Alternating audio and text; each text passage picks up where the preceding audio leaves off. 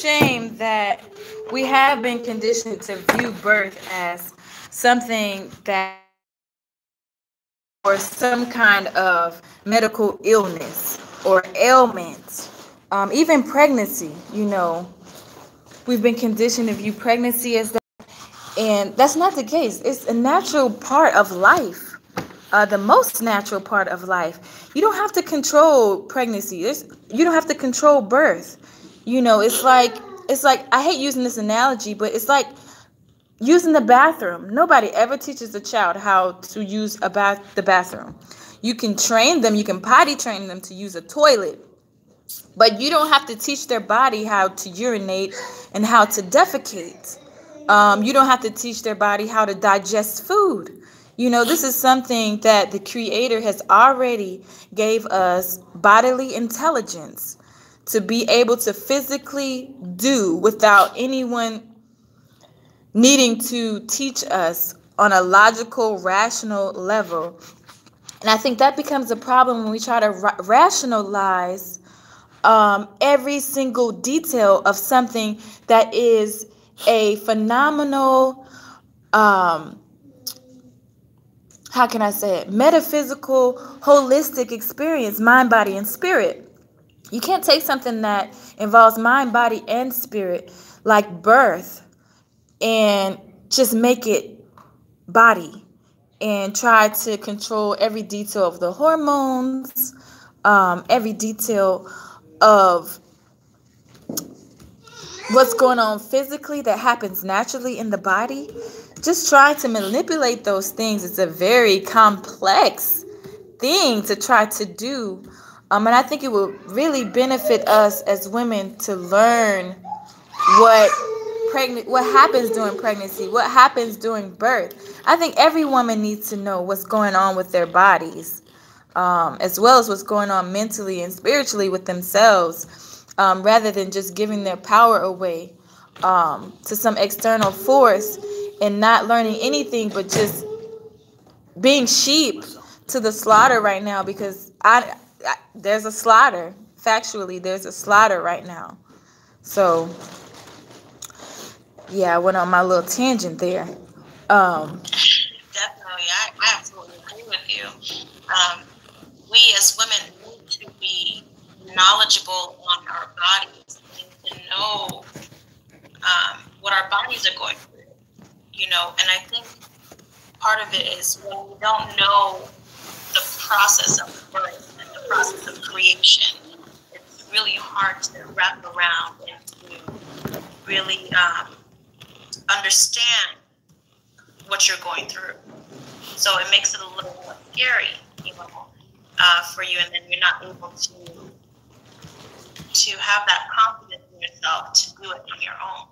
So then you running to the medical part of it and asking doctors, what to do and this and that. And you naturally know, you just have to tap into it. You have to be willing and open to receiving what the spirits are telling you about what's going on with your body. Absolutely. And I would just like to add, let's keep in mind, when it comes to Black women, the medical system has never been in our favor. No. We have women who have been sterilized without their knowledge. You have Planned Parenthood that was created to basically weaken our birth rate or eliminate our possibility to keep reproducing. So when you look at modern medicine, even when I go into the birthing room with moms and I see how the doctors talk to them, and I've worked with Black women from different levels of economics, different levels of education, you know what I'm saying? Mm-hmm. And you have doctors who don't treat them with respect. You have doctors that basically, come in the room and they don't honor the woman that's in there. They talk down to them. They talk beneath them. They disrespect them. I had a woman who is an author, who is well educated, we wanted to do a birth at home. Unfortunately, we did have to transport. She drinks hemp milk. I guess they picked up the hemp milk or, whatever. They wanted to hold her because, they wanted to see, okay, why do you have this hemp? Are you smoking weed? Are you doing this? Wow. Are you doing that? So they basically, wanted to release her rather, but hold the baby in the hospital. Mm-hmm. And, she basically had to have her husband go home, get the hemp milk, and said, this is what it is. This is where it's coming from. But, we have Black women who don't have the same access to good care. So it's never really been in our go to the hospital.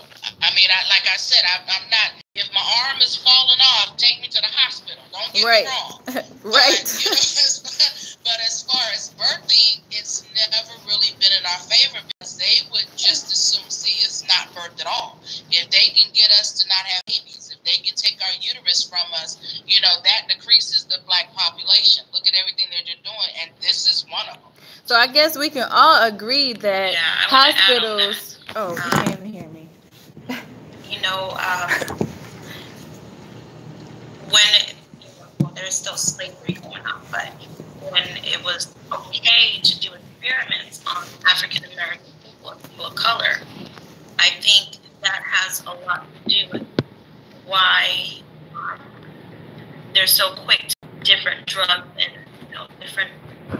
different unnatural things, because they're so used to us being experiment guinea pigs. So they still on that mindset, and they still offer us things because they still look at us as guinea pigs. So that's something that needs to be addressed, and something that needs to be worked on and figured out as well. That's a great point, sister. That's a great point, and that's something that definitely needs and should be dealt with on a higher level. And I think we can all agree that hospitals really should, we should really see hospitals as serving their original purpose, which is for emergency surgeries, emergency situations, life or death. If you're just dealing with something that's a minor illness, you don't go to the hospital. You might call your doctor and ask a question. You might go to the neighborhood healer, but you don't go to the hospital. And I think a part of that is also not knowing our bodies. We're so far removed, as far as we're so smart here in America. We're so smart, we're dumb. I mean, really, we're so smart, we're dumb. Like, things that should be basic common sense and basic knowledge, we don't have it. Most people don't have it, and they know all these great things so that they can work for big optimum health, day-to-day stuff. It's right over their heads. And I want to ask you, Dr. Millere, from a psychological perspective, why is it that women, even women who know the statistics, why is it that they run to the hospital anyway? Why is it that those who, I wouldn't say people don't know the history, knowing our history in this country, why do we still run to a situation that hasn't proven to be beneficial for us in the past? That's a good question. I think our young sister gave the answer. Is that we are still in America. We are not citizens. This is very important for us to remember. We're not citizens. If you're second class, it means you're no class at all. There's no such thing as first class when it comes to the white man, or second class when it comes to the white man, or third class when it comes to the white man. So you have to understand that there is no such thing as classes when it comes to them. So it shouldn't be anything such as classism when it comes to us. And this is very important for us to know. See, we walk around here like we're free, and we're still not free. And that should tell you, abortion clinics, they say Planned Parenthood, but I'm going to call it what it is. Abortion clinics, clinics that kill our kids, set up there to keep your population down, so they can keep the myth of 13%. Late 60s and early 70s, he told you, he said, you're 4/5 of the world's population. So that means that if you're 4/5 of the world population in America, imagine how it is everywhere else. Because they're counting light-skinned people as white. And this is one of the misnomers of the census bureau and population. Sounding a bit busy over there. So this is something that we have to remember. You're not a citizen, and you're gonna have to still fight to be free. You're not a citizen, so you need to fight to be free. And not only that, but if you go to the hospital is part of the slave mechanism. It's part of it. That's where you get your birth certificate. This is where you get your Social Security card. So if you want your children to be born free, you can't have them in slavery. The hospital is part of the slave system. It's part of the system of segregation. Because you're not integrated. They say that you're integrated, but you're not. Proof of which, all you have to do is look at just subsidized living. If you look at subsidized living in the white communities, theirs is made with good product. The wood is good. The brick is good. But when you come to our communities for subsidized living, you find out you got poor bricking. The wood is poor and all of that. In about 2 years, the house, which is called government housing, is falling down. Why? Not because black people are not clean. We're very clean. We're some of the cleanest people in the world. We're the most intelligent people in the world. We're the most degreed people in the world. So that's not the reason. The reason is that they're giving you they're giving you the poorest form of building to exist. Same way they did slavery. They give you the poorest form of education. They give you the poorest form of rehabilitation. And in order to get help, they'll tell you got to come to us. And so we got to get out of that mindset. This right here puts you in the mindset. You got to go to the hospital. Why? Because the white man said you got to go to the hospital. You have to go to the pharmacy. Why? Because the white man said you got to go to the pharmacist. You got to go to get some seeding. Where you going to get it from? You got to go to the white store. If you go there, you get it. You got to get religion. You want to go to religion, you better go to the white church. Got the real religion. We jumping around here. In Africa, we praising God, jumping up and kissing trees and hugging each other and hugging the land and being appreciative and watching the sun, solar gazing, and all of this. And you get over in the white church and say, oh, you jump up like that, we don't have no shouting jobs up here. See, that's our whole problem. We've been following that for so long that we've lost who we are. So, and you got coons, and when I say coons, let's understand what the word means. The word means, when you say colored, uneducated, and unconscious Negroes. That's what a coon is. I just want you to know. Colored, uneducated, unconscious Negroes. They say, well, that's the best way. I don't know nothing about Africa. I don't want to go to Africa. I'm from here. Well, you're out of your mind. Anytime you look at Africa as less, and all of this is inside of the system, it's all the same thing. But look at Africa as less, then we see ourselves as less. If we see a black professional and we look at them as less and we can't see them in their proper light, it just reflects how we see ourselves.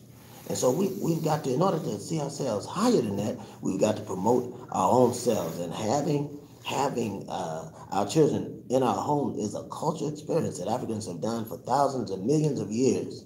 And this is what we hope. This is what we seek. And who has the right to tell us where we can have our kids? You see, when you're pregnant, and when you were getting pregnant, you didn't have to ask him. You see? So we got to use our minds. We got to use our minds on this. When you was going to do your thing, you wasn't going to him saying, well, boss, is all right? No, you were looking for that experience, and so you got that experience. And so that's what we need to understand. This experience, this is an experience, this personal experience. It ain't none of his business. What it look like looking all up your uterus and touching you? This is a shame. So we've got to get wise. It's not only a violation of the baby, but it's a violation of you, and it has psychological effects. And in psychiatry, we call this illness a manic illness. It is a manic depressive illness. Why? Because you're exposed. So many of our sisters and brothers are exposed, and there should be brothers online now in this meeting as well. There should be brothers online now in this meeting as well. And the reason why is that they need to learn, they need to be taught on how to deliver children. When you go overseas, you don't have this problem. The men in Saudi Arabia and most Christian and Muslim countries are delivering their own children inside of their home. They're not running to the hospital. The only ones going to the hospitals are the ones that own the hospitals. They're not doing that. So we got to stop asking him for the right to be. Stop asking him for the right to be And that will give us the psychological wellness, will give us the biological wellness, will give us the physiological wellness to do what we must do, and that's to separate, to be independent, and rehabilitate ourselves and our society. And if our children is born, I just want to say this, I'm almost done. If our children is born in the institution of slavery, then you got a slave. you don't have a free person. But if you bore him out of that institution, then he's free. That's the story of Moses. That's the story of Moses. In order for Moses to be free, his mother, Miriam, had his sister to take him out of that system and have him born into a kingly system. This was rebellion. This was revolution. And when Moses got there, because he was free, he said, hey, I'm going to make sure that the others are free. All right, that's powerful. And just to paraphrase what you said, Dr. Millere, going to paraphrase it. Pretty much what he said was that the issue there is that we don't see ourselves as highly as we ought to see ourselves. And we're still stuck in this mentality of white is better, and their way is better. And that's not the case. And statistically and historically, we can see that that is not true, and that's not the case. And we have to reprogram ourselves to know that the natural way and God's way is better. All right, that was great. That was great. Want to make sure we cover the next question of, I think we already did, but who's most affected by the issue as far as the infant and maternal mortality rates being so high. We know that us as Black people are most affected by this because we have the highest rates. Our rates of infant and maternal mortality are in some places 2 times higher, in other places is 7 times higher than that of Caucasian women. And that's not natural for us, because naturally Black women have healthier birth experiences. Historically, we've always had healthier birth experiences. We've always taken care of the other women. As slaves, we took care of them while they were giving birth. We were considered the experts at giving birth and pregnancy and nursing the babies. We were considered the experts at all of those things. So it's very strange that now we're completely, on paper, incapable. It's not ironic. Yeah, it is ironic, isn't it? Not really. Not really. Why do you all think that we're being so affected by this dilemma, and why is it affecting us the way that it is?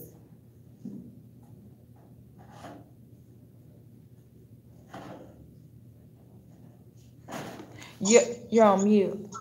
There you go.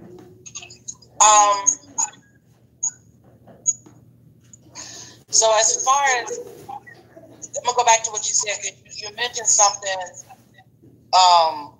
very important, and that was that African women never had a problem or had very little problem having children and conceiving. That's important, because if you look at gynecology, who do you think they study in order to, everything that you see in modern gynecology comes from the study and the murder and the abuse of Black women. So over time, remember, they always feared us outnumbering them and taking over and, destroying their vision. So it affects us most because, remember what I said earlier, the goal has always been to stop us from procreating. That's right. It has always been to stop that. You have women, even, let me see, I think it was in the 90s or the early 2000s, there were women down south who go into a hospital for one issue and then find out later that they had a whole hysterectomy. Right. And, it's like, that's not what I went in for. I'm exaggerating for they cannot come out. I don't have uterus. Right.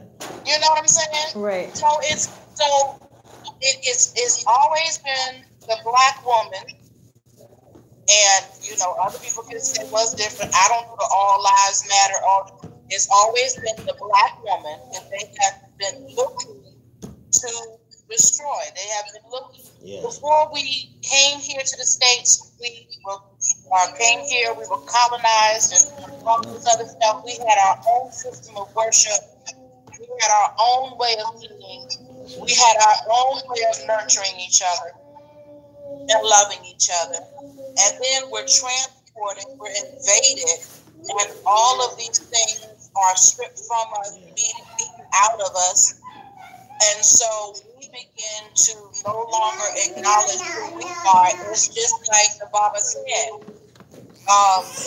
When you don't know who you are, you have no foundation to build on. You're not taking care of yourself. You're not nurturing yourself. You're not loving yourself. And so walking around, also don't forget the spiritual level, and walking around with all this generational trauma. Because we still suffering from post-traumatic stress syndrome. That's one of the reasons why we can't come together as a collective, because we still haven't gotten over that yet. Right. Some of us are very willing and ready to submit to going to the hospital. Some of us are very willing to surrender that, but then at the same time, there are many in what I see in my practice as a doula. I'm amazed by the number of young women in their 20s who never birthed in a hospital, or, are having their first shot, and they already know, I'm not doing that. Right. I'm not going there. So on one side, I say, yeah, we have a long way to go. But then on the other side, I say, you know what? Some good strides are being made. Mm-hmm. Some good steps are being taken, because you do have young women who are seeing it and saying, you know what? I don't want to do it. I'm not going to that hospital. Right. I've had women where it's illegal to have a midwife, and we birth and we get our story straight. Mm-hmm. If you have to go to the hospital, you was cooking, you sneezed, the baby came out. Okay, that's our story. We're sticking to it. So there is. I think it's more, to me, from what I see. I think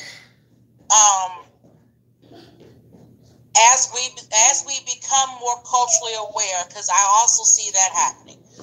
As we become more culturally aware, we are the desire to go back and do things more traditionally, more culturally focused is happening.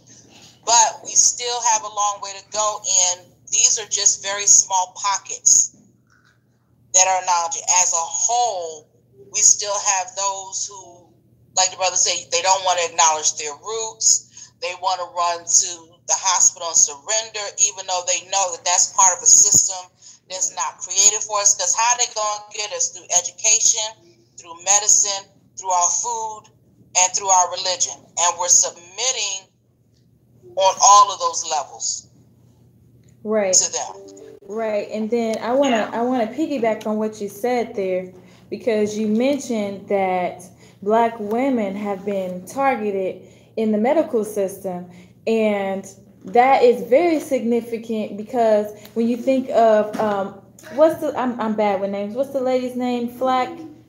Roberta Flack, Miss Flack. Just like they used her cells to create. You mean not what's her name? You're talking about the one they used her. Henrietta Lacks. Henrietta Lacks. There we go. I'm bad with names. Y'all forgive me, okay? Henrietta Lacks. They used her cells to recreate life. This is how you know that the Black woman is at the center of life. And the attack on us is very, not just anti-life, it's anti-Christ, it's anti-God. And I think we have to keep that in mind too, that the kingdom of God is about preserving life, is about multiplying life. That's the first commandment that, God gave people, was to procreate, to multiply.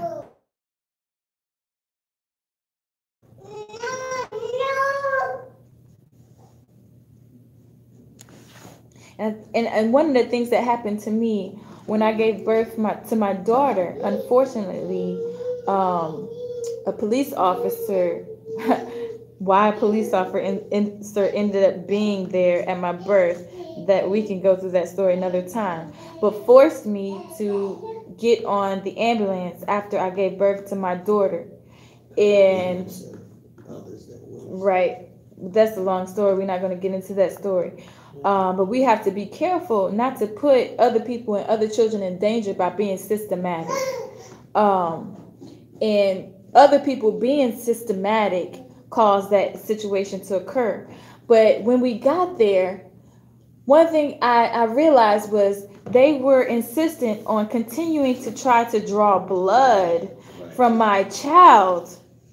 They continuously tried to draw blood from my daughter. But that's damn research. Right. And they stole her placenta. I had someone there to take the placenta. And they stole the placenta and then gave me the runaround all day long about where the placenta was, and gave me these different people I needed to call. And then they told me, oh, they threw it away. But we know that's not true because they sell those. And they ingest them. The older people ingest them. So they stole my daughter's placenta and stole her blood. I'm going to say they stole it because they forced us to be there. Right. And said that my daughter couldn't live. This is how you know, we think that we're free. We're not. Because if I would have left the hospital, they would have made it like I was kidnapping my own child, because my child's health might be at risk. So we have to be very careful about what situations we put ourselves in, because we are creation. We are creation. Brothers and sisters watching this, you are creation. We are creation. And anything that goes against you and your life and your prosperity is anti-God, is anti-creation. And we have to understand that, so we know what we're fighting against. And we fight with the power that the Creator's invested in us to fight with. I went on another tangent there, but reeling on back. I think Sister Anna had something she wanted to add. Girl, you made me forget what I was trying to say. But I was trying to piggyback on what Mama said, but I can't. Girl. I'm sorry about that. I'm sorry. No, but when you speak, it's just so powerful. You know what I mean? And that's why I have some hopes in where the direction you're headed. You know, because your voice just carries. You have this spirit to you that just carries. So I'm always happy to hear you talk. It's just beautiful. I am humbled by that. Thank you so much, sister. What I was going to say. You go ahead and say something, and I'll come back to it. Okay. Well, you remember it. You let us know, because we want to hear what you have to say. Most certainly. So I think we've covered all most of the topics we were going to discuss. I know we were going to talk about why there was such a disparity as far as race, as far as the infant mortality rate and maternal mortality rates are concerned, because there is such a gap, seven times higher in some places for Black mothers to die in the hospital than for Caucasian mothers to die in the hospital. And I think some people are still in denial about why that is the case. What do you have to say about why that's the case? Anybody? Well, I mean, we've talked about it before, and I wouldn't hurt to reiterate it again, is that the fear mechanism that is coming, and there's a wave, as you all know, I did research, manic-aggressive personality disorder. Now, I did that research, I was 15 years old, I was on my way to med school, but there's a wave of consciousness amongst them. It's a fear consciousness, so it's not a holy conscience. It's a fear conscience, because they're afraid that we're going to do the same thing to them that they've been doing to us. So you got to keep that population down, so you got to understand that. Because they know, and they can't stop it because it's divine. Wind Chains myth is the Harriet Tubman story only. The biggest myth is the Harriet Tubman story only. There wasn't just Harriet Tubman. There were many Harriet Tubman. There were many Denmark Bessies. There were many Nat Turners. There were many Shaka Zulus. This was happening all over the nation. It was a wave of, I'm going to be free. We are not alone. Every generation, they were fighting to be free. And this is the reason you're free. Not free because you're a slave forefather. Well, that's what he is. He's a slave owner. Right. Your slave owner said, well, we kept you in captivity long enough, we're going to make you free. And I want y'all to look this up. They were harvesting you so much like animals that they were making leather clothes. They were making leather clothes out of your skin. I want you to pull that up.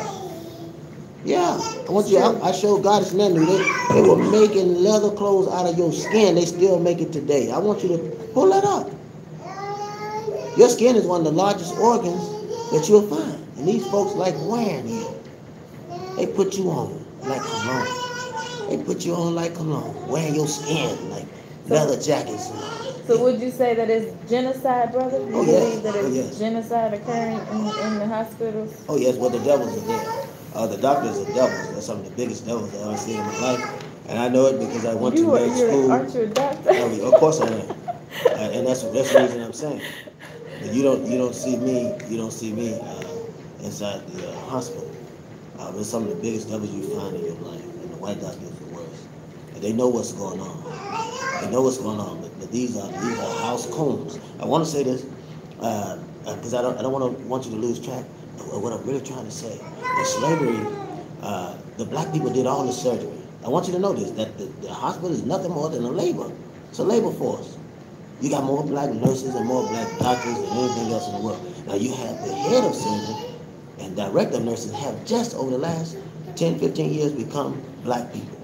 But before that, they were all white. So you had a director of nursing who didn't have the education to be a nurse. A lot of them, they just passed through medical school anyway. And they're dumb. They're not intelligent people. And you have to understand that they made it so when you're doing a labor force and they're over everything that you do. So when you were getting cadavers that were being worked on, when black folks were being killed, I want you to know that they had killed the black doctors, and this is when they stopped blacks from being doctors. The black doctors had a racial rise up across the country where they started killing a lot of the whites that were coming in there or those that was having babies and all. They started doing the very same thing to them that they were doing to us. That they had been forced to do to us. So they killed those out. And they killed the others out. But when they brought our people over here, I want you to understand this, that nothing has changed. You had on the plantation, you had schools, you had hospitals. And I want you to really wrap your mind around this. You had schools on the plantation, you had hospitals on the plantation, you had stores on the plantation, you had factories on the plantation, you had automotive carriage companies on the plantation that made carriages, had assembly lines. You had banks on the plantation. The plantation is nothing more than a different name for a town or city. That's all it is.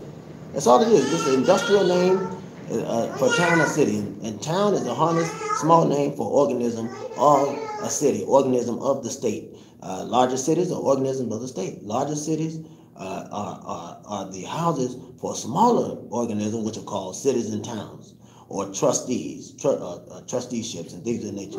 But the whole purpose of the setup was to have a labor force. And you had black doctors. I say again, you had black doctors, you had black school teachers, you had black businessmen, you had black supervisors of mercantile. And all the businesses they got now, they had them back then. They may be upgraded some, but they had the same businesses. And you are the labor force. So you have a lot of power. When they say black folks don't have power, yeah, you got plenty of power. You the labor force. If you step back from what you're doing and say, hey, I'm gonna go back to the trees. I'm gonna run to the mountains and I'll build me a adobo there. I'll live in nature. The nature homes they're building came from us. These nature homes, the earth ships, all that come from us. We got innately we can build these things without any diagram, anything like that. We don't even need carbon. This is inside of our DNA. This is a blueprint. But we're living inside of a system that we know nothing about. Because this system is evil.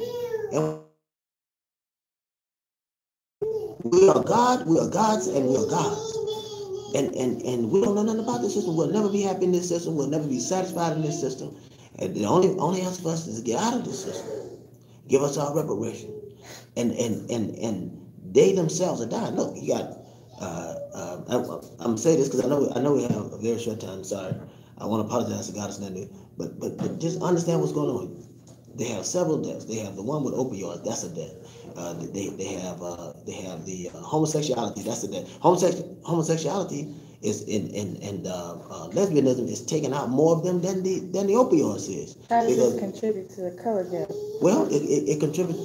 What do you mean as far as the lighter and dark? No, as far as the infant maternal. Oh yes. Yeah, and that's what we're talking about. Mm-hmm. The decrease in life is based on this system because they don't value life. So women are not having children anymore. White women are not having children. They're below the birth rate. They're literally below the birth rate. Black women are having children 9 times faster than the average white woman, and that's a statistic. Some are having even more. The younger they are, the more kids they're having now. And that's why they give you subsidized living, because they give you subsidized living, then they can put you inside of these parenthood program and give you make it stinky stamps and things like that because it controls you. You make it stinky. And you're gonna do whatever they say. You keep the man out the home, I give you food stamps. You keep the man out the home, you have a place to live. You keep the man away from the children. There's no other race that experiences that except us. That's it. Because the whole thing is to stop our procreation. Keep the man out of the home, you have everything you need. That woman black women, some black women get over $1,200 worth of food stamps. Keep that black man out the home. Now they can get housing. And this is the last thing I want to say. They can get housing now, new housing. They can get new housing with a government contract now. They can get new housing with a government contract, and as long as the man is not in the house. What does that tell you? Now has that been done with any other race except us? That's an attack on the black family, of course. Of course it is. It's the attack on the black family, for sure. All of it is an attack on the black family. Yeah. So we got work to do. We gotta run hard and fast. We got so much work to do. Okay. Is anybody else want to talk about why there's such a color gap as far as the disparities, as far as the infant and maternal mortality rates? Well, also keep in mind that we're also looking at the economics of it. Really, they make sure that our people have access to hospitals with proper equipment. So if they do choose to go in and have a hospital birth, they're already going in the hole. They're already starting, get down, in a hole, being like walking into a hospital. When you're walking into a hospital that's not well equipped, you're walking into a hospital filled with people who really are not invested in the community that they are supposed to be serving. So that plays, in my opinion, a big part of it too. I remember asking my father, and I personally never did research. Let me tell you where I'm going. I remember asking my father and some other men in his generation how they felt about segregation and desegregation. And he said, on one hand, yeah, it was great. You can go where you want to go. You can do what you want to do. You can move to this community and do that. And he said, on the other hand, it wasn't so great. Why? Because you can move to this community, you can move out to that community, and so you left your community. And remember, when we were a community during this time, we had our own doctors that did house visits, and we knew each other, we fed each other. So they were invested in the community that they were serving. That's right. They may not have made the money that they're making now working at these big white hospitals, but they were invested in the community that they were serving. And you look at some of these hospitals. Now, I remember that I was a young mom. I had my first baby when I was 19. I had my second by the time I was 20. And having one baby at the age of 19, I had, because I was still under my father's insurance, so I had her on a military hospital.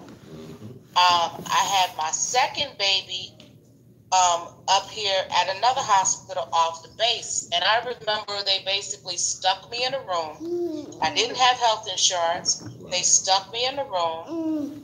And this was basically a black hospital. And, you know, I didn't have a coach, a birthing coach, didn't even know what the heck a doula was. And I'm birthing, I'm in pain, I'm screaming. And I have a black nurse come and tell me, oh, well, you already had a baby. You missed to do this. It's going to hurt. You should have just kept your legs closed. The doctor never showed up in my room. My baby was delivered by the nurses on the floor. I didn't see the doctor till the next day. Because the hospital, black and white working in there, were not invested in me as a human being. Right. They were not invested in the outcome of my birth. Right. I've been at a hospital doing a birth with a lady from Ghana, and she just unfortunately got stuck with a white doctor, a white South African doctor. Yes, and I remember being in the birthing room and hearing this doctor because she was having issues with her cervix opening up. And I remember being in the hospital room and hearing this doctor say to her in front of her mother, well, it's not my fault you have a faulty cervix, blame your mother. Okay, so why did he feel comfortable in saying that? One, because this is a black woman. Two, because he's not invested in her. He's not invested in, you know, the community that he's serving. He's there to collect a paycheck. He has hours. And she probably interrupted breakfast or dinner or event or whatever it is that, you know, he probably had on the schedule. Right. So I think one of the biggest things is because we don't have people who are truly part of the community that they are working in. They're not truly interested in what's going on and the outcome and the value of seeing good, healthy black women having good, healthy black babies and seeing good, healthy black families. So I think, you know, that's just my opinion. Yeah, definitely. I wanted to add to that. I think the reason why they treat black women so poorly, mainly white doctors, is because when they look at a white woman, a black woman, or they look at a black child, sometimes I think it's hard for them to envision that child as their own. And I think it's easier to take care of someone if you can envision them as their own. For me, all children are, great children. If I look at a white child, I'm still like, I can still relate to my child. I can be like, oh, that's a child. It's like my child, you know what I mean? But for them, it's very hard for them to think about that. They don't think about that at all. It doesn't seem like, they don't think, oh, that elderly woman, oh, my mom, my grandma, my, things like that, my aunt. They don't think about that. They just completely have separated us from being humans. And so it makes it difficult for them to see us as humans. So they treat us as well, I can't say dogs because they treat dogs better than they treat us. So just treat us as non-humans, as just doo-doo on the bottom of your shoe. Right. Carelessly and disrespectful. Mm-hmm. I just want to jump in and say something really quick. And it's building off of what Godis said earlier and what you just said now. I think the reason we have the ability to do that is because we understand that God connection. We understand that love. And I think, in my opinion, we as Black people, we as Africans, we want to see the good and the God in everybody that we talk to, everything that we touch. We want to see that. And that's how we look at. To me, I always look at. And I know this may be wrong, but I've seen the movie Shaka Zulu, and and how it's like, oh, come in. I'm like, see, that's how this shit all started. You should have, because you wanted to be welcoming. Look at the Native Americans. Oh, these people coming in about us. Right. We want to see the God and see the good in everyone and everything. So even, I do the same thing. If I see a little baby, I see a little baby. I try to see somebody innocent, somebody loving. we don't think about what kid could be possibly cultivated into becoming as he gets older. You know what I'm saying? We want to see this, oh, look at this little innocence running around. So I think that's part of the reason, because I truly don't believe in my heart that 99.9% of them have the ability to carry that level of love that we as Africans do. Right. And I think a part of that is because they do come from us. You know, it now they've made it publicly known now that all people come from brown. All people come from black. You know, you can't get black from white, but you can get all colors from black. And I think that has something to do with it too, because they are all, if you think about it in a very sociological sense, they are all our children. They are your children. That's why you can see them as your children, because they are your children. Whereas the opposite is not true. You know, they can't make a black baby. You know, not without another black person. Whereas us, you know, we can give birth to, you put two albinos together and you get white. And that's just what it is. You know, and I don't think she's gonna get very brown. You know, and that's how strong our genes are. You know, it doesn't matter. We come in all shades. It doesn't matter. We are in all shades. Whereas for someone who identifies themselves as white, that's all they know is white. You know, that's all they're conditioned to is white. You know, and it's their way, which is very different from our way. And also, I wanted to say, I forgot. I kind of missed it. It flew away from me. Dang on it. Oh, it flew away from me. Oh, it flew.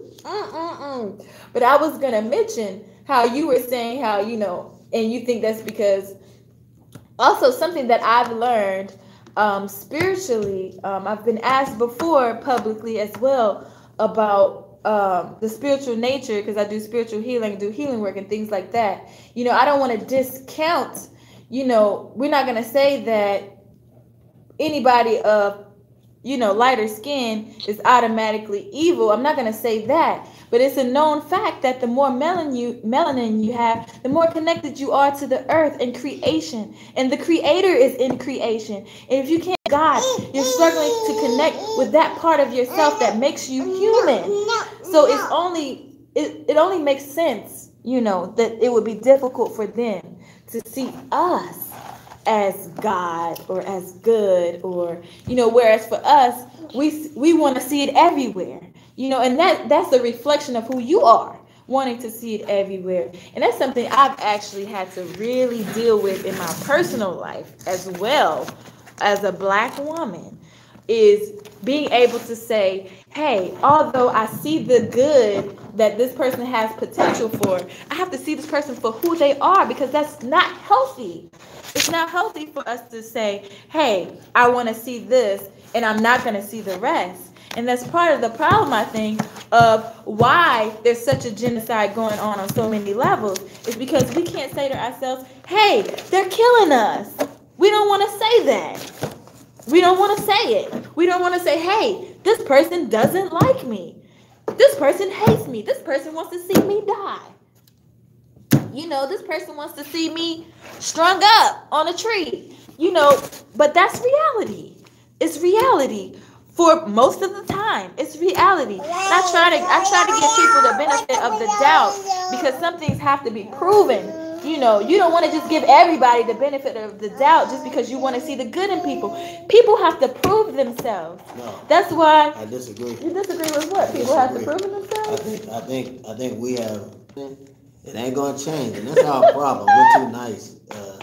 We're too nice. The old folks used to have. Right, we've seen long enough. Yeah, we've seen. Way too many times. We just keep being slapped in the face and turning the other cheek and getting slapped all over the place. Yeah, you look in the news and you see us hanging up in trees. And excuse my forwardness, you see us blowing up in cars. See us being shot down 20, 30, 40 bullets inside the car. No, we've seen enough, and we have seen it enough. So that's our weakness. That's our weakness. We're really trying to be to be charitable. We're not in disagreement. We are in agreement. My point was Don't give no benefits of the doubt, though. No, my point was that it has to be proven. My point was that, you know, when I see someone jump in front of a bullet for a brother who's being gunned down by a white police officer, when I see a white male jump in front of that bullet or step in front of that white police officer and say, no, this is wrong, you know, when I see his partner pull him to the side and say, no, this is wrong, when I see his partner testify against him in court and say, no, this is wrong, this is murder, you need to spend life in prison, I'll believe it. That's what I was trying to say. I won't even believe it then. I like to give people space to repent. No, I can't do it. You got to give people space to repent. That's our problem. We've been doing that too much. I won't believe it until he jumps in front of the bullet and he's dead. Then I believe it. He got me. I believe it. I believe him. If he can sacrifice his life, jump in front of the bullet and he's dead, then I believe he was really trying to save a life. I believe that. But I won't believe it. The only way that I'll believe it is that he literally sacrificed his life. Now I believe that, but I won't believe because see, it's too many playing possum. You ever played possum? When you were younger, you played possum. You know, it's too many playing possum. Yeah, I want to see the real thing. Yeah. That's the same thing with the revolutionary. All right, hold on. The same thing with the revolutionary. Me, I'm going to say what's on my mind, and if it's the last word that I say, I'm going to say it. If the last words I got to say, I'm going to say it, because I believe that if we're free, I should have the freedom of speech. But if I say a revolutionary and he's careful, he's talking tough until the company comes. That's what I say. I call him the company. He's talking tough until the company comes, and I know it ain't nothing to him. He'd be the first one that if something broke out, I'd throw him in front of me as a shield, because I know that he'll turn around and do me a foreign. See, and we've got to get better. We have to even challenge our own. It's time for us to even challenge our own. You say you're about it. You say you real. You say that you're for the people. Then I want you to prove it. If you jump, ain't nobody forcing you to say it. You're jumping out there and you're saying it. So that's our resolve. If I die tomorrow, the old folks used to have a song. If I die, let me die, Lord, in the army of the Lord. I really mean that. If I die, let me die in the army. There used to be a Christian cadence in the black church. So if I die, let me die in the army of the Lord. What is that? What is that? I'm going to stand up for truth. You ain't going to bully me. You pull out your gun and you mad, you might as well go and shoot me because I ain't going to stop talking. So you didn't beat me, you didn't stab me, you didn't shot me before, and I ain't going to stop talking. So the only thing you can do is kill me. But when you kill me, because I'm not afraid to die, now that's a seed. That's a seed now. That's a seed, and that's what we got to think about. We've got to plant seeds, and if we're gonna really have a revolution, this is it. What y'all doing is revolutionary. I want you to understand that. What y'all doing is revolutionary because you're fighting for life. You're fighting for life. You're fighting for kids who can't talk for themselves. No child, babies can't talk for themselves. They shouldn't have to, because they got us. It's the last thing I want to say, because all this is pro-life. This is revolutionary. I saw a man once. I talked with him. He was a minister. And I asked him, I said, what would you do if someone came inside of your home? He said, who is it? I said, it don't matter who it is. I said, well, is it the police? I said, well, it could be him too. But it doesn't matter who he is. If he come in your home and he start putting his hands on your wife and just throwing her every which way, what would you do? And then if he killed her, he said, well, it's the Lord's will. Now, this was a black preacher said this. Now, I want you to understand, I want you to see how duped. I want to see how duped these brothers are. That's why I think we should beat up the preachers in the church, throw them out of the church, and burn the churches. Because so many of them are coons. So I said that to say this in the black community, and I mean that. I mean every word of it. That they are so duped. They're blind, leading you into death. And anytime somebody's killed, you praying, you had a good funeral, you talking about how good the person was. Nobody wants to hear that. We want to hear you stand up and tell the truth, say, hey, this is what's going on. And now they took his life. They may kill the revolutionary, but they can never kill the revolution. So now we going down to die. That's what separated those preachers in the 40s, 50s, 60s from us. They said that they killed our brother, now we're going down to die. And we have to be willing to do that. If you ain't willing to die, you get revolution out of your vocabulary. If you're not fighting for life, if you're not willing to die, get revolution out of your vocabulary. And what I'm telling you is that, and I'm happy to see that enough of babies who have yet to speak, that will be yet born. And that is a blessing because soon they will be here. And this wave that goes across the black nation with women having children in their home opposed to the hospital is going to be just a beautiful, wonderful thing.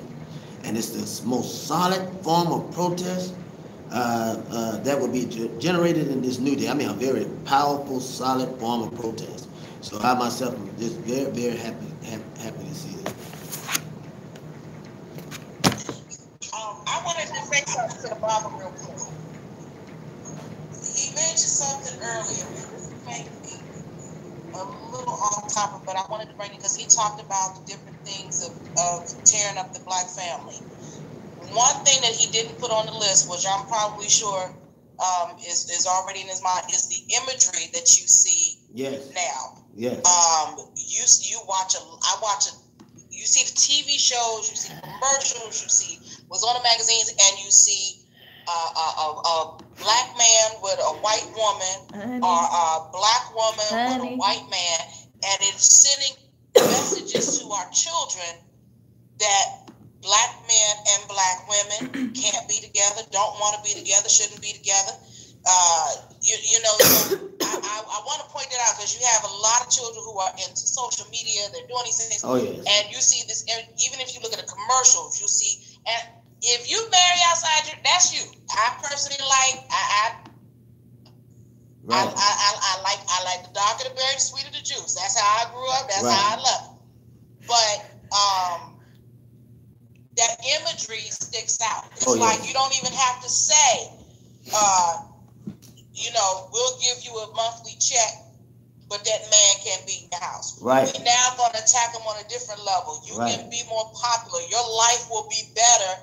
Go on and get you this white man. Yeah. Go on and get you this white woman and have this pretty little light-skinned baby with this perfect hair and all this other stuff. So that imagery is really what's sticking to our children because they're growing up seeing it more. And I think that too is very dangerous, especially since information is so much more accessible. They're on social media. TVs are becoming more. The bigger the TV, now you've got a 42-inch screen TV showing this in the house. But just about every house has a television. Right. And I know it's a way of being more politically correct because you do have different dynamics of families. Yes. But I think in that trying to be politically correct, we're saying that it's not okay to celebrate the black family. Yes.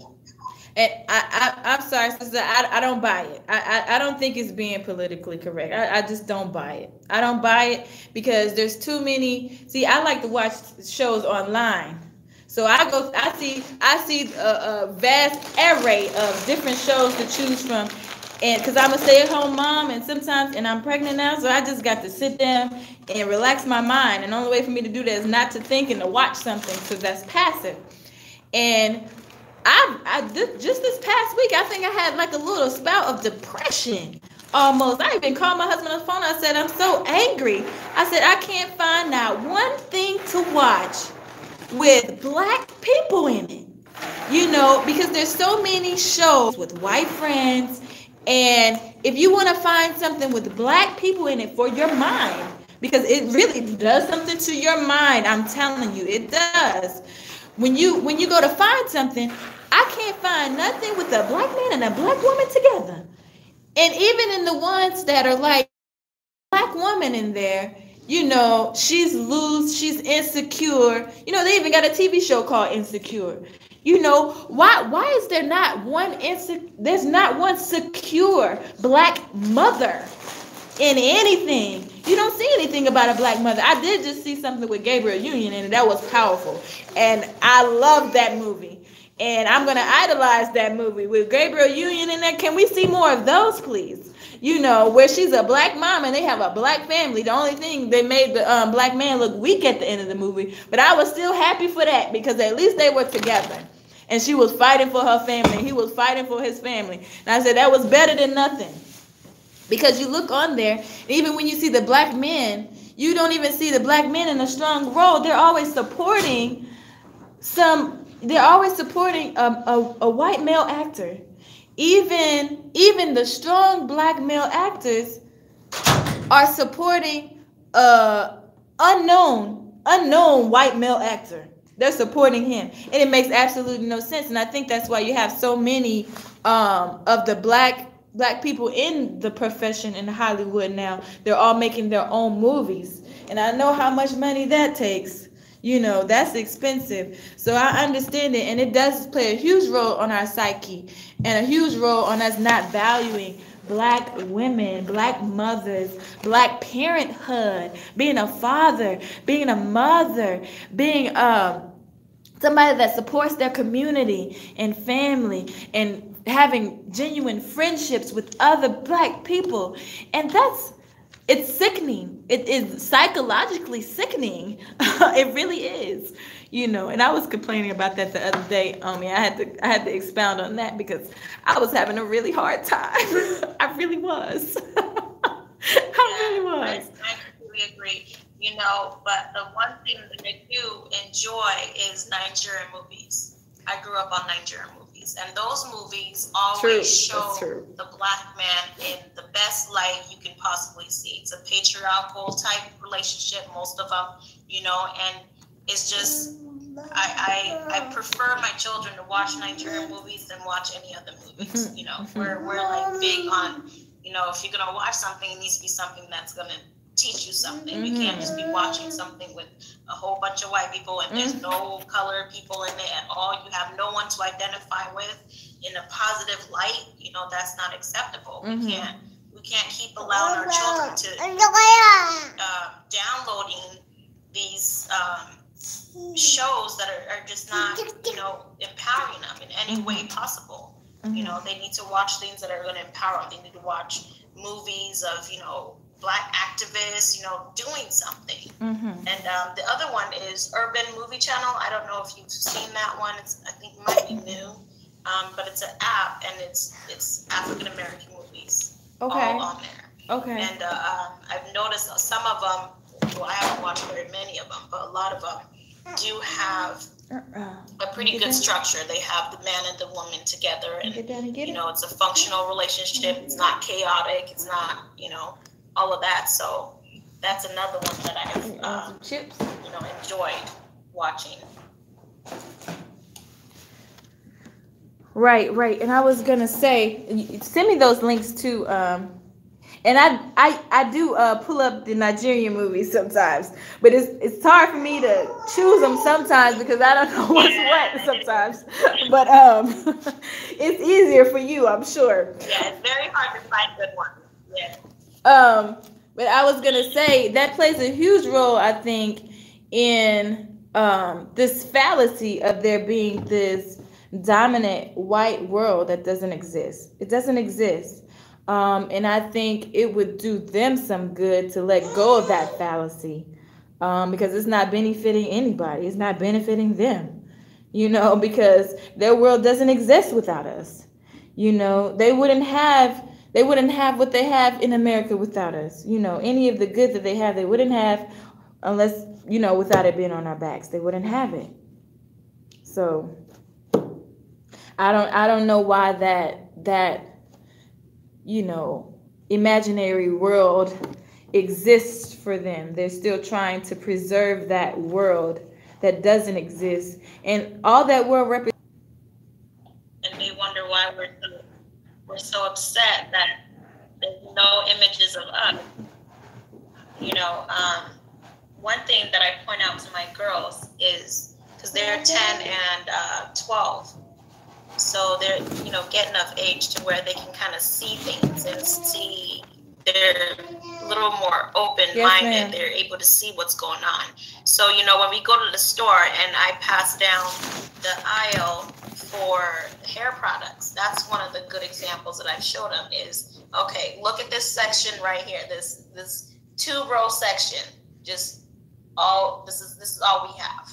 And then look at the rest of the 2 different rows of sections they have for white people. Now, do you see what I'm saying? Wow. You know, this is not okay. They can't do this. This is not right. Well, they can. It's their world. They can do that.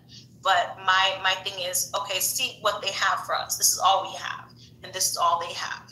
So, think about that. Think about these things. See the images on different products they have. When we go to Walmart, they have white babies on their products. They don't have any, or if they have a black child, they have very light skinned one who's pretty much almost white. So it's like, you guys have to pay attention to these things, or you're gonna get lost in it, and you're gonna think it's okay for them to do this. And I don't mean to cut you off, but I have to correct you because it's not their world. It's not their world. Mm-hmm. That's what they want everybody to think, and it's not. That is a complete fallacy. Yeah. It's a complete fallacy. It doesn't exist. Mm-hmm. It only exists in this imaginary realm. It doesn't exist in real life. Mm-hmm. It just doesn't. That's why there's such a play for it. It doesn't exist. Mm-hmm. When you mention about the store, you made me think about an incident. I'm not necessarily yesterday, but just something that happened.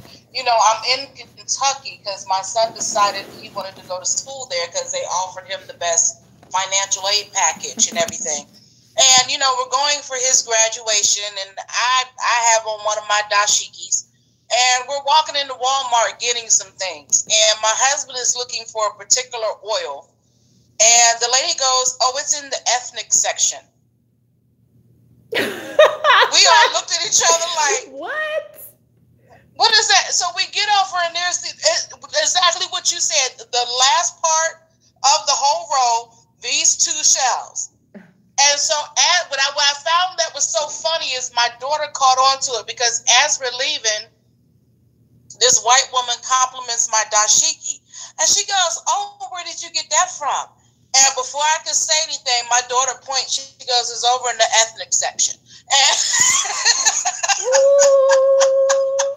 and I just, I couldn't been more proud of her in that moment, because I'm like, she got it. She understood that was a bunch of bull. Because she was like, 2 shells, that's the section. Look at all of this. Mm-mm. But this is our section right here. So, even if you look at some of the dolls that some of these major corporations are putting out, trying to say they're black dolls, they're the ethnic dolls, and it's like, no, that's not us. But they got weave on. How are they ethnic? Huh? I said, but they have weave on, straight weave, or perm, and that's ethnic. Right, just because they gave them a little darker paint job, that's ethnic. But we're still not teaching our children to love their natural hair. They still have these pointy noses, and I know we all have all sorts of noses in our community. But 3 out of 4 of my children got their mama's nose. You know what I'm saying? And that's what I want them to see. Like, your nose is just as beautiful. So it's amazing to see the world that our children are growing up in, and how that in itself is going to continue to play a part in how we birth. The beauty that they have within themselves. Not all of us are going to homeschool. Ideally, that would be wonderful. Even if we couldn't homeschool, that we had pockets in our community where we can work with other parents. Hey, I don't know math that well, but I know English. I know literature. Let's work with each other. Right. But even if we have to send our children to public schools, we still need to be doing that main education at home, and teach them about themselves, and teach them how to love themselves and honor themselves, and teaching them the beauty in having that masculine and feminine energy work together, and loving each other. And I really think we have to stop depending, like, I don't sign petitions. Let's do a petition to get them to do this. How about let's do it ourselves? I know what is the white lady's name? Ina Mae Gaskins. She was honored a few years back. I want to say maybe around 2010, something like that. She was honored as the mother of midwifery. Mm-hmm. Now, she wrote books. I have some of her books. Good information. Okay, hey, fine. Preach. But there were Black women. There were other women of color. Who you got that information from. And what I did not want to do, because women got together and said, let's sign a petition. The reason I did not sign that petition is because I'm tired of begging white folk to create something to honor us, to let us squeeze into the building. You know, just give us one. I'm not signing a petition for that. How about we go and honor our own? I don't care if it has to be in somebody's basement. Mm-hmm. And you let it grow from there. How about we come together and we honor our own, and Ina Mae can have whatever little piece of paper she want to have, and we speak our truth in our community, and we let our children know that, yeah, they call her that, she gonna be the mother of their midwifery. All of these elder midwives in here, all of these granny midwives in here, this is where she got her information from. Right. And that goes back to the great white lie that we were just talking about, this great white lie of this great white world that does not exist. It does not exist. Even when we're talking about midwifery, we created that. That comes from us. They didn't know how to give birth to their babies. They didn't know what to do. We taught them what to do. They forced us to do it for free. You know, so it's just everything about what we're talking about right now. It really is about breaking down this great white lie. It's nothing but a lie. We are so great in ourselves. We are so powerful in and of ourselves. We don't need people to teach us how to birth. We don't need people to teach us that. We need to learn. We need to learn, but we don't need people outside of us to teach us that, because guess what? They learned it from us. We don't need that. And we got to figure out how we're going to resolve these issues that we have. And the first step is to see the lie for what it is, a lie. We have to see the lie for what it is. And we have to see ourselves as our best resources. We are our best resources. And we have to come together and share with one another, ourselves with one another. We have to value us, you know, and get out of this great white lie of these great white people, you know, because it's a lie. It's just the biggest lie ever told. The biggest lie ever told. So I want us to move on in our discussion to what we can do to bridge this gap. I know my nonprofit, what we're trying to do, the Berkeley organization, what we're trying to do is build community birth centers and womb health centers. That's what we're trying to do. That's what we're going to do, inshallah. I believe God. Even though, you know, nobody physically showed up here, you know. And what does that say? Because a lot of people said they would come and nobody showed up here. What does that say about our communities and how we see ourselves? No, you don't have nothing to do with it. You don't have nothing to do with that. I don't believe that. But, you know, we have to believe in ourselves. And I think a lot of the reason some people won't show up unless they're going to get some kind of glory or they're going to get money, you know. And we're never going to rise if we have that mentality. We're going to have to all humble ourselves. We're going to all have to come to the table with what we have and be giving to one another, because we need each other. We are not islands. We can't be an island, not in this society. We never were meant to be. We never, even culturally, we never were. We never were.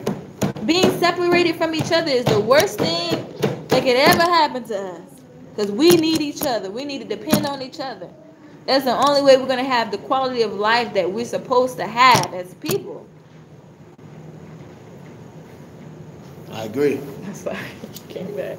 I agree. I had to leave. Son had an accident. So the question is, yeah, he did. The question is, what can we do? So we need to put pull-ups on when we go. You can practice potty at home. We out, we get pull-ups. No. We. What can we do? Communication is key to bridge this gap.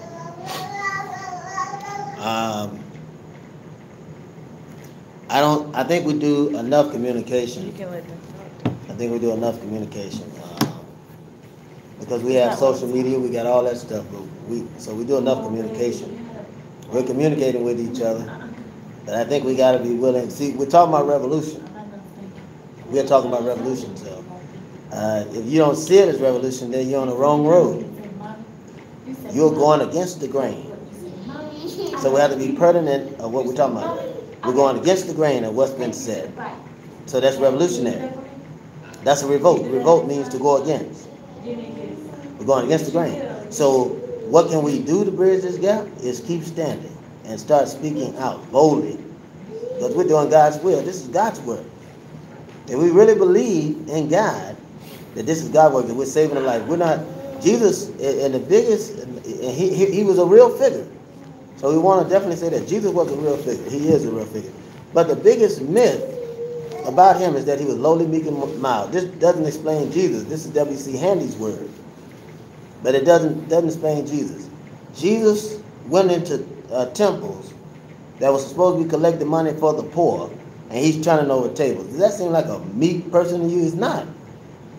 He seemed lowly. He's not lowly. He's turning over the tables. Taking the money from the money changers. He's telling them, he says, it's written that my father's house would be a house of prayer. You made it a den of thieves. He wasn't just talking about the building. He was talking about the world. Yeah, you stinky. He was talking about the world. So what can we do to bridge the gap? We got to start standing up. And if we're really serious, we should be looking now to organize protests against Planned Parenthood, physical protests against the hospitals, abortion hospital in the black community. We should be moving, not waiting for them to tell us to move. Because I learned one thing: white people move on politics. When somebody says it's all right, I gave you some money, but I need you to protest on Tuesday instead of Saturday. They'll protest on Tuesday because everybody's working. Everybody's working on Tuesday, but if you protest on Saturday, you're good because see more people come out.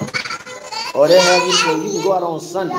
They don't mind you protesting on Sunday because everybody's working. Yeah. Everybody's working. So what we got to do is we got to start protesting.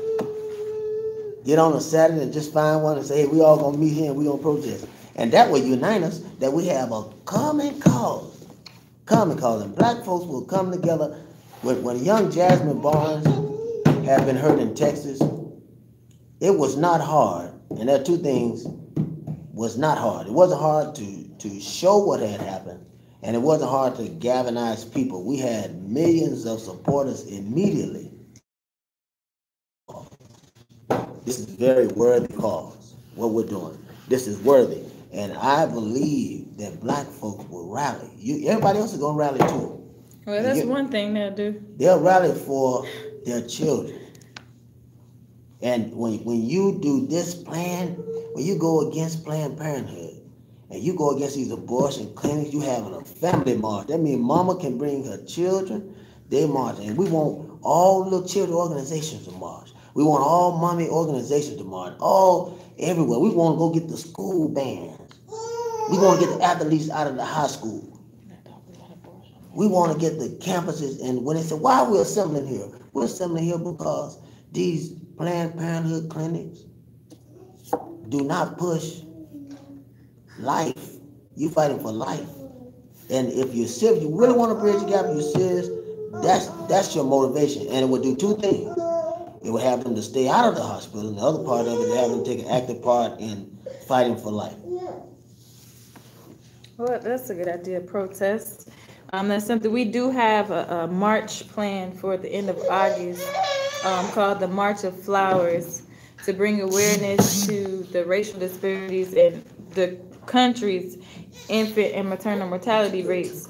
We're going to be selling flower seeds. We're going to be selling flowers to raise funds for the organization, and going to march after an event. Haven't picked a location yet, but that is something that we're planning towards. I like to hear from you all, as far as what we can do to bridge this gap. What do you think we can do other than what's already been discussed? I think you're headed in the right direction with creating the communities or Daddy used all the wipes. The space for Daddy women used all the to wipes. come and have their children, or to get help with knowledge on what's going on with their bodies, the spiritual part, the mind, body, and spirit, all of that. Letting them know that's all connected when you're having a child. It's not just the body. Having that space for them to learn and feel safe in learning, and encouraging them, and just really restoring and allowing them to tap into what they already have in their spirit to go through that kind of process. And then the other thing is, it does start in the home with our female children that we have in the home. We must start teaching them that, your body can do anything. Your body is created to have a child. You are able to do it on your own, and just helping them be comfortable with that too, and just, instilling all those values that we want them to have.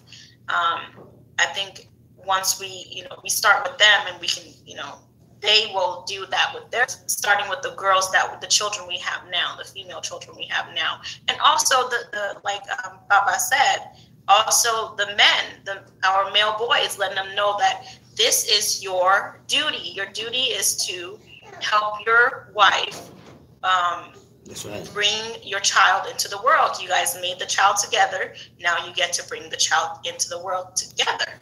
And that is something that you're supposed to do together, because it's a spiritual binding, and it does.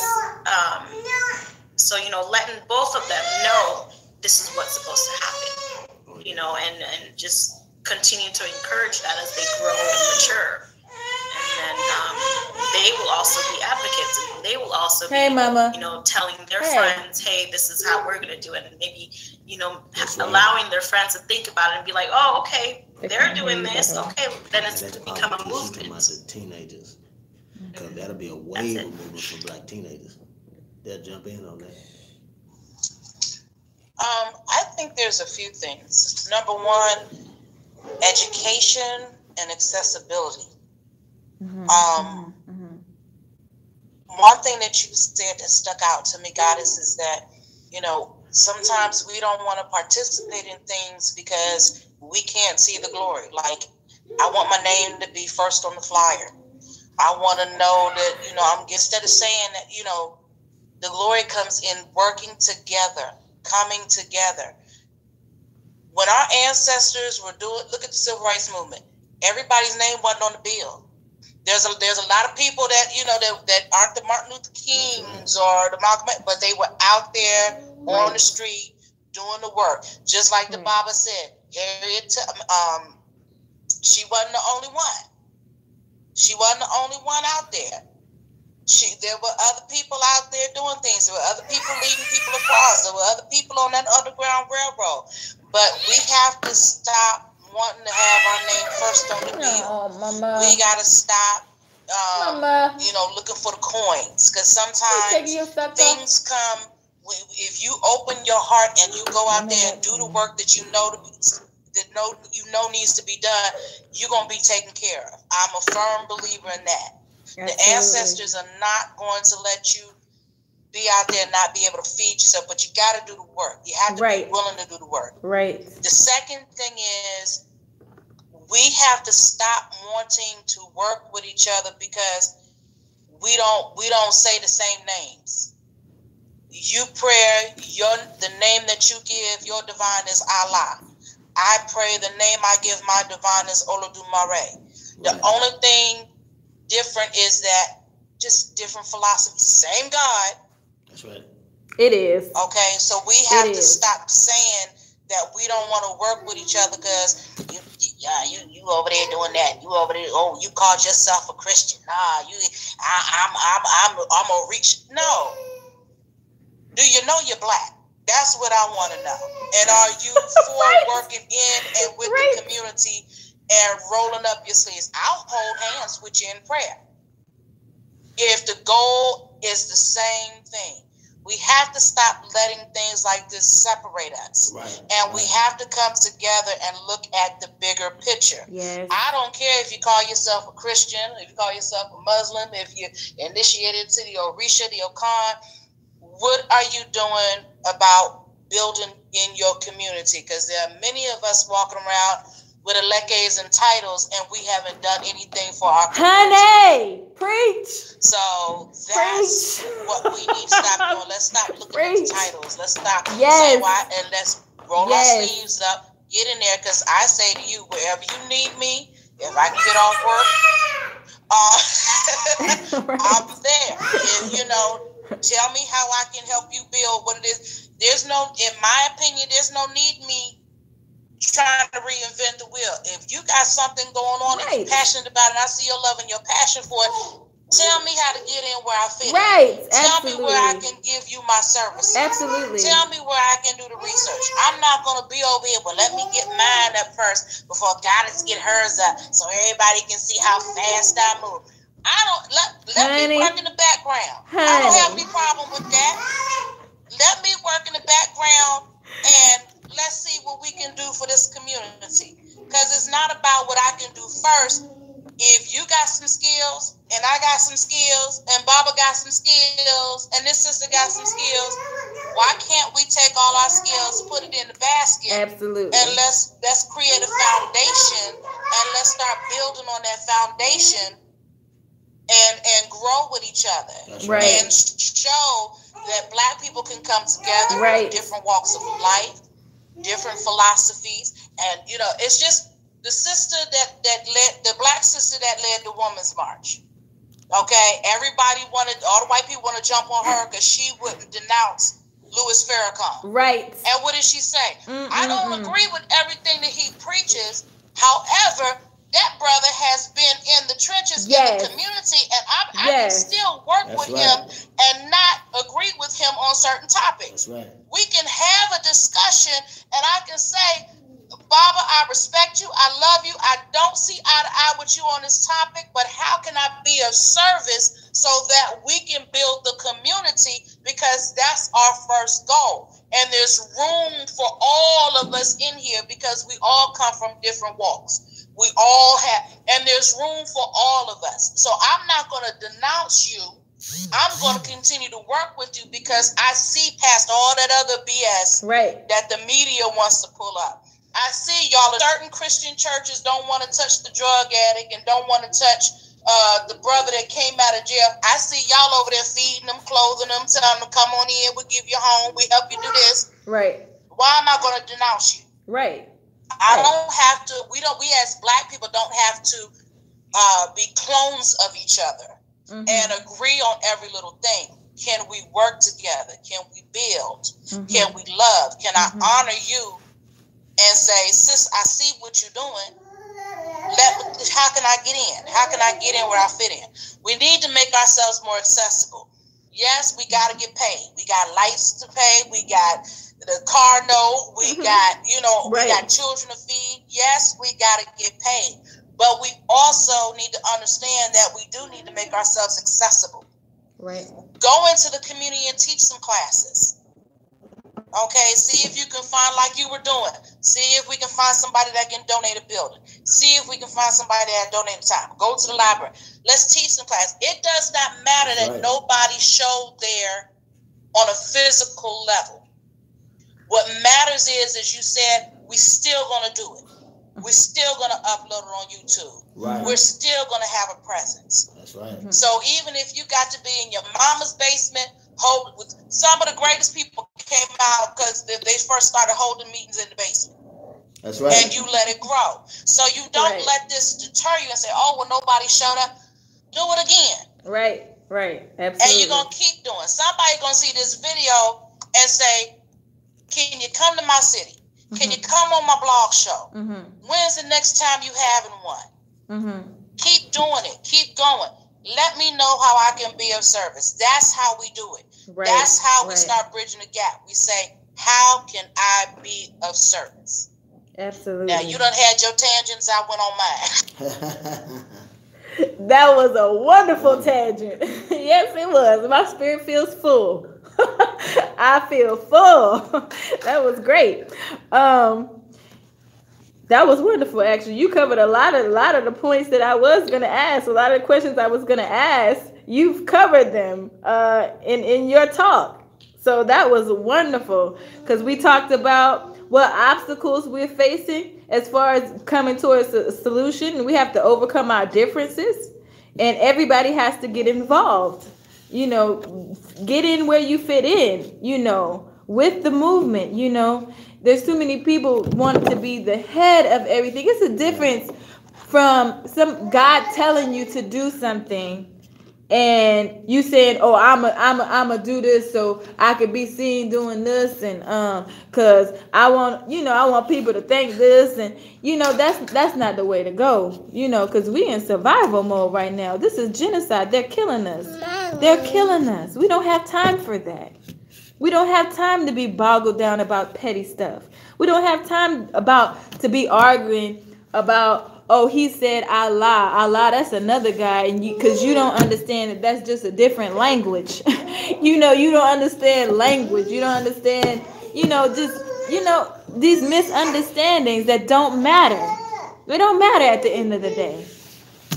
If you get married, you and your husband, you have misunderstandings all the time. Misunderstandings happen. Especially if he's off somewhere else working all day and you may be doing this all day. Understanding is bound to happen. It's life. That's life. And you keep moving on towards your goal. It's the goal that matters. It's what are we trying to do? We're trying to preserve Black life. We're trying to combat this genocide that's happening to us in the hospitals. And that's what's important for us to stand together and to come together on that. That was powerful. That was a powerful message. How do you think we can find the people that we need? How do y'all think we can find the people we need to make it happen? Or do you even feel like it's our responsibility to find the people that we need? I think with the cause yours and the vision such as yours, I believe there are many other women and brothers who are out there who are thinking revolution going on right now. Seems like there's some kind of spiritual awakening coming on. And I think they're going to be drawn to it naturally. As long as we stay focused and continue with what we're doing and just putting things out there, I think they will come. Like Mama said, you continuing to have your lectures and have, your meetings and open discussion and all that, that's going to allow them to come. And it's just going to grow just automatically, because this is something that's good. This is something that's righteous. This is something that's, is ready to be, this is the time for it. You know what I mean? So it's going to happen. Absolutely. So we just got to keep going. Yeah. And all right. So we discussed a whole lot of things. Another solution that I forgot to mention also, something that we're building is a birth sisters, which is a support system in each of the cities that we're working with.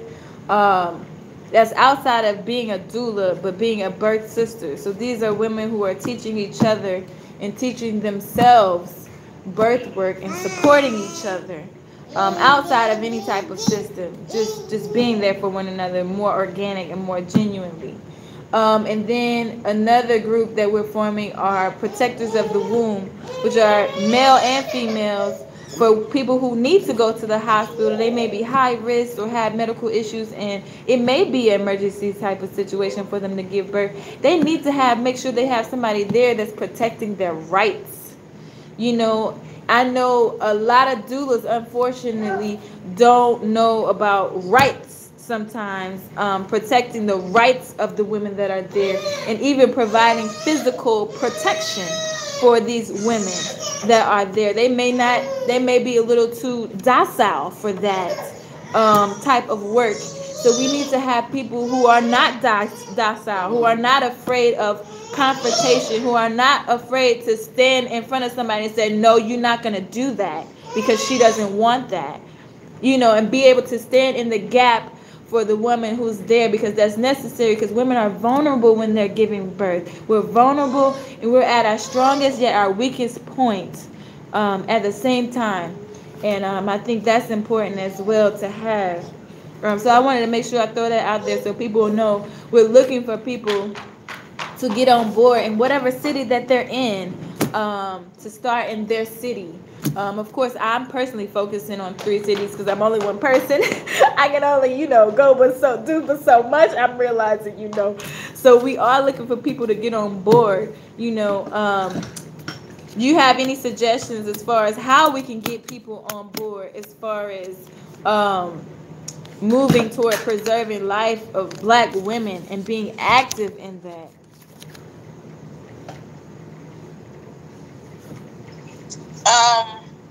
Well, as we've said a number of times, continue doing this. Having ambassadors in different cities who will hold meetings, do things simultaneously. Also, not forgetting the men. You'll be amazed. I tell people all the time, men want to participate. Sometimes they just need somebody to guide them in how to get in there, and and to show them that your participation didn't end that night in that special place. Okay, it's still needed and still going on. Absolutely, you need to be all the way through. Also, this video, share it. Blog talk show, just anywhere that you can get out there to do it. Let it get done.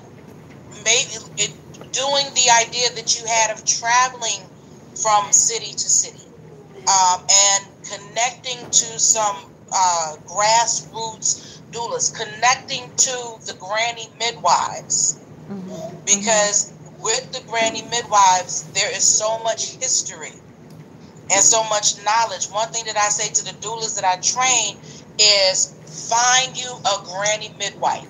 This doula class is good, it's great, it's wonderful, but what you can get from a granny midwife is going to carry you so far. To have a granny midwife that I worked with in Georgia, and watching her work with women and make that woman feel like, this is the best thing that's ever happening to me. I'm pregnant, I'm filled with life.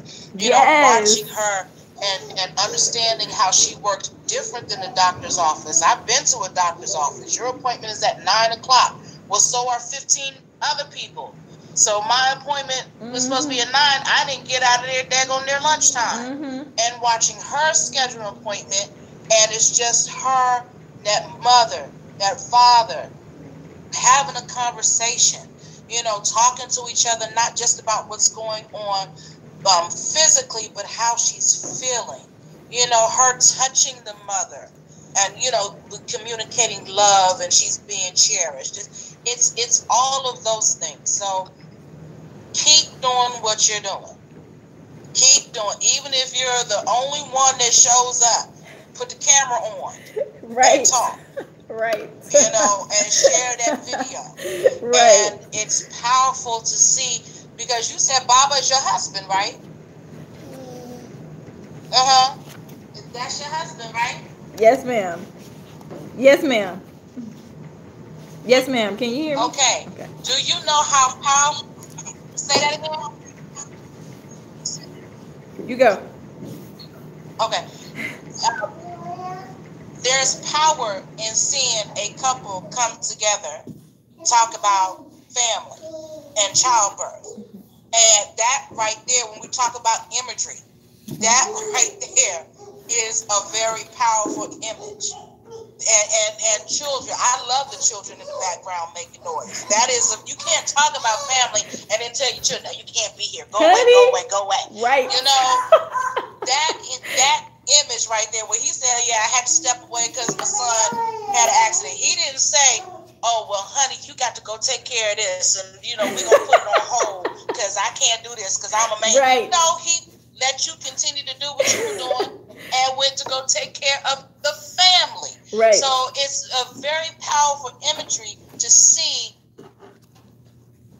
the two of you together and doing this and to continue to be together and him being able to speak and the way he supports your vision. That in itself is it speaks volumes. You know, we talk about what I mentioned the imagery on TV.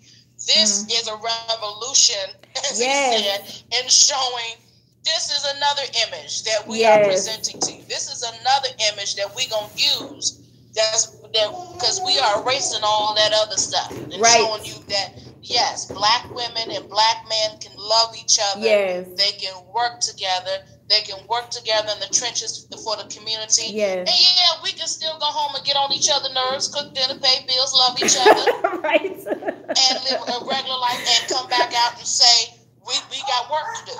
Right. You know what I'm saying? So I would say keep doing it. Like I said, wherever it is that I can get in where I fit in, let me know. Absolutely. Absolutely. And I know we're running out of time, but we don't have anybody to ask questions. So I do want to let people listening know what they can do to help. We're looking for black doctors who are open to home birth, you know, who will support home birth and do home visits, as well as black doctors who understands what we're talking about and support the preservation of life and natural birthing, who are willing to go against the way things are being done. We're looking for doctors like that. We're looking for midwives. We're looking for doulas. We're looking for people in general who are willing to volunteer their time and their services to preserve life, to stand in the gap for women. You don't have to be somebody who's already trained. You don't have to have all these special certifications or anything like that. All you have to do is have a willingness to be trained and a willingness to want to preserve black life. And we want you to get involved. You know, you can become a member by going to the website, birthguru.org. Or even if you don't want to join my organization, what's most important, because I know some people may have I'm just going to put it out there, you may have a crab mentality. Why am I going to help you? That's fine.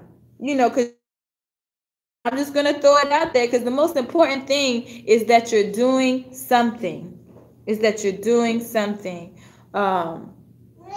Even if it's just sharing this video and sharing the information. If that's all you're willing to do, do it.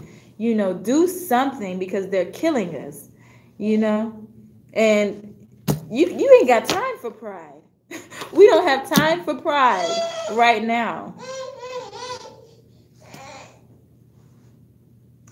All right, so I don't have any questions other than ones I asked. Do you ladies have any questions?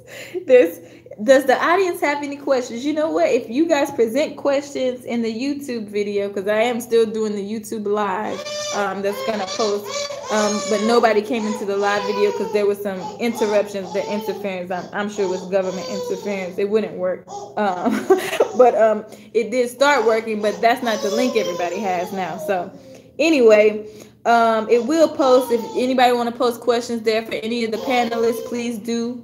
Or even this hangout video is going to post as well. If anybody has questions, please ask your questions, and I'll make sure that person gets the question and gets the answer to you.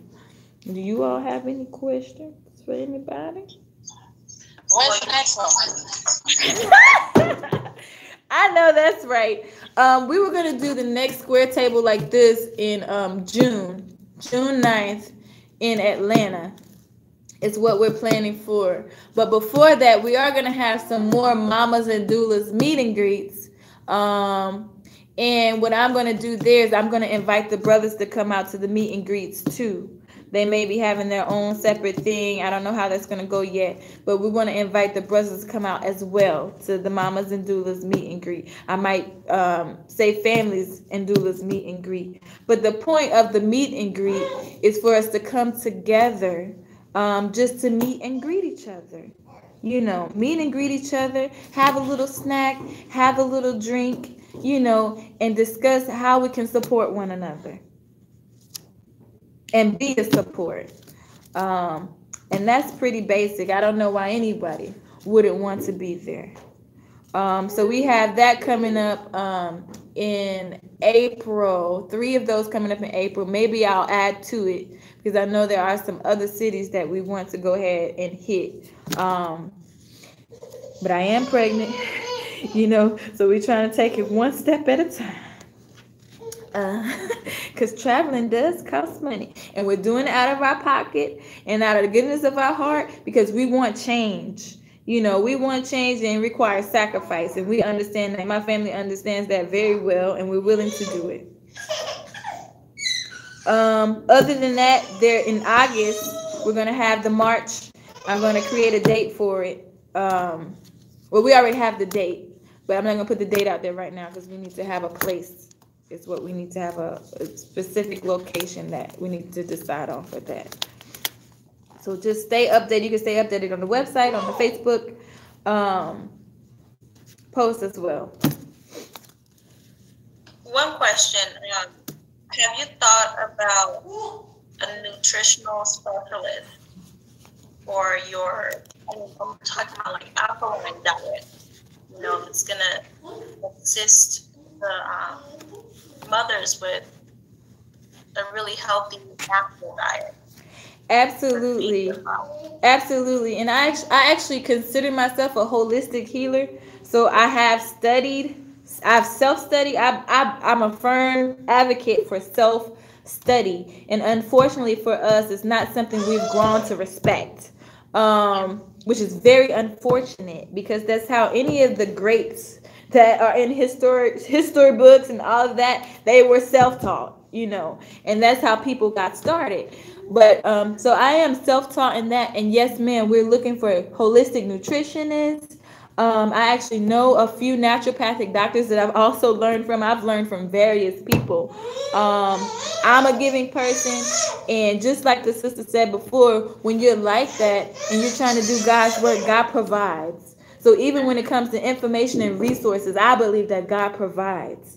You know, if you're seeking something for yourself, to learn something and to better yourself, God will provide it. God will provide the person or the information or the resource or whatever you need, because God is about life and expanding life. God is life and God is love.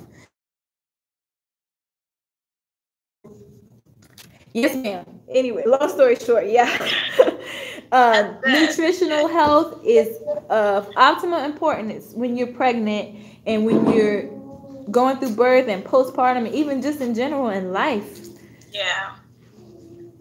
I think that postpartum is something that needs to be very, what's the word for it? Well, it needs to be discussed and it needs to be known, because I suffered from the postpartum and I didn't know what the heck was going on, you know, because I wasn't knowledgeable in what was going on, you know. So, and this was actually the first one that happened. I didn't have it when I had children. Mm-hmm. So it was very alarming, and you feel very alone. Mm-hmm. So for women, I think postpartum needs to be discussed, and and they need to know that their diet is part of it. You have to be on a good diet for it to be better. That's true. I've had my struggle with postpartum depression. My last pregnancy, and we actually invited somebody to come out today who struggled with postpartum depression, and she had a book she wanted to promote. We invited her to come out to speak. She said she would be here. She didn't show up, because I guess I didn't offer her to be on the panel. But hey, it is what it is. It is what it is. And postpartum depression is serious. It's very serious because women commit suicide. They hurt their babies. And it's definitely something important to talk about, women being supported during postpartum. Because I think the most important issue is a lot of times it's more spiritual. It's physical too. Your health, your diet matters, your thoughts matters. But a lot of people pregnancy opens you up. It opens you up spiritually. You're opening up physically. You're opening up mentally. And there's supposed to be a process of you closing and coming back to yourself. And a lot of women don't know that process, or don't have anybody to take them through that process or to support them in that process. And so a lot of times your mind is just open to all kind of thoughts. Your spirit is just open to all kind of energies, especially if you're not somebody who's self-aware and knows how to do spiritual work. And a lot of times that's because of what happened at the hospital. You weren't respected. You had all these people in your space. Your space is sacred during pregnancy. So a lot of times you may be going through postpartum depression because you had all these entities in your space in your most open moment. Your most open moment. You had all these entities in your space, and half of them were devils. So you think about that. So now you're dealing with the results of all this wickedness in your sacred space. I wouldn't be surprised if your sacrum is hurting all the time. Look at Mama Omi's face. I know she got something to say. I'm going to mute my thing.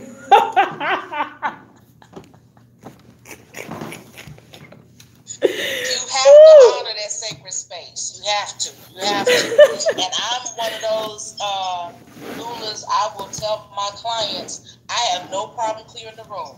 Yes. When you are birthing, I don't want to hear about what Pookie doing down the street.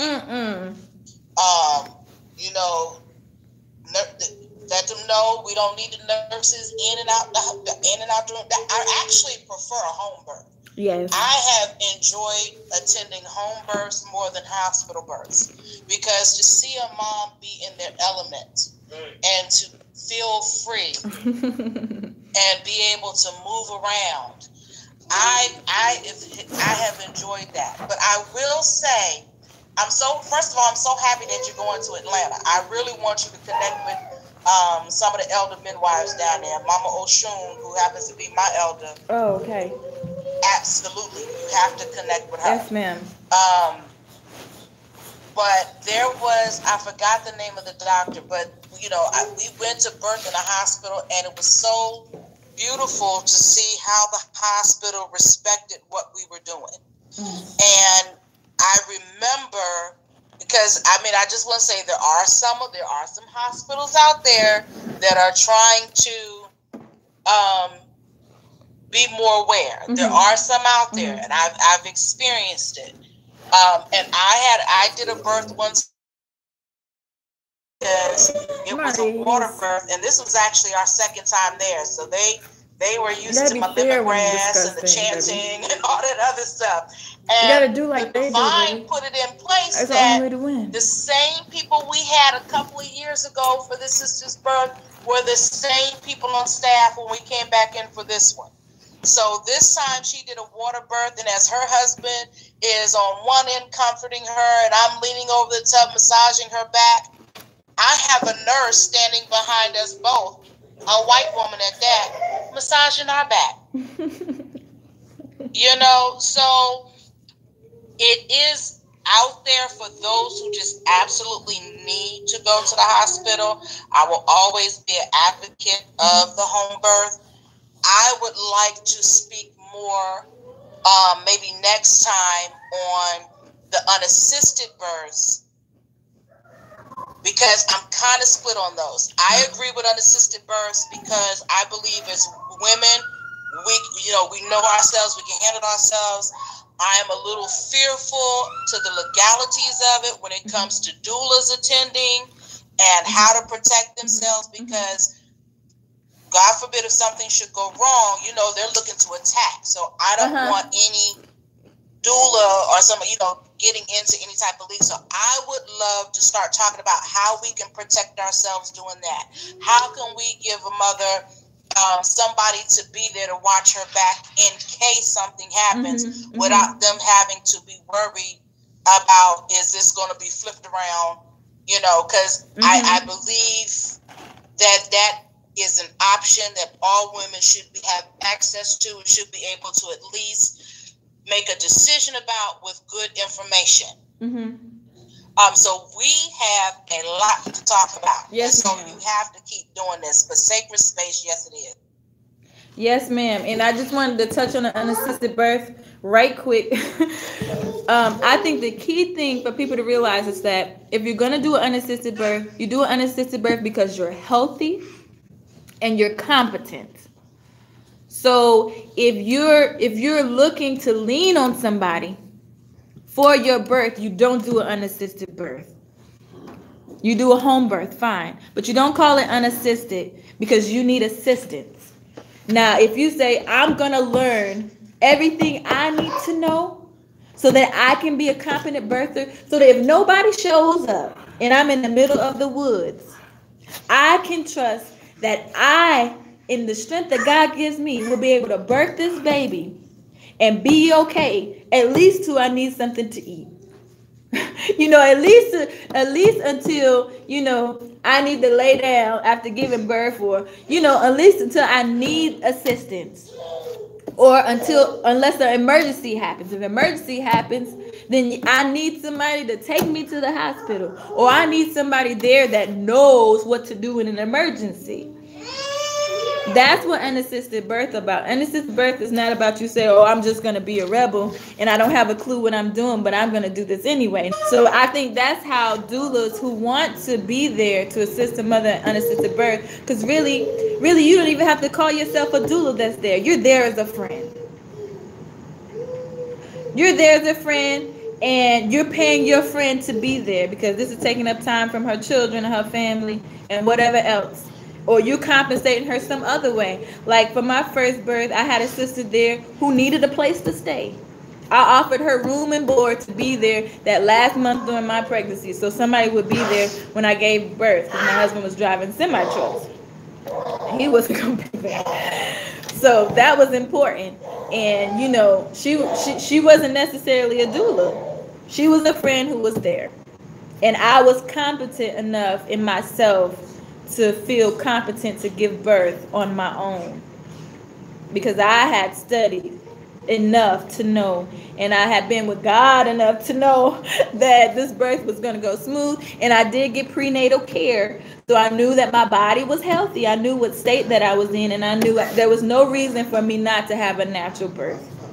You know, the only way I wasn't going to have a natural birth is some wicked witchcraft occurrence happened that I couldn't handle. You know, so we're not going to get into that, but hey, that's why you don't have certain people in your space. You know, I didn't out of God's control, and nothing's out of God's control. So hey,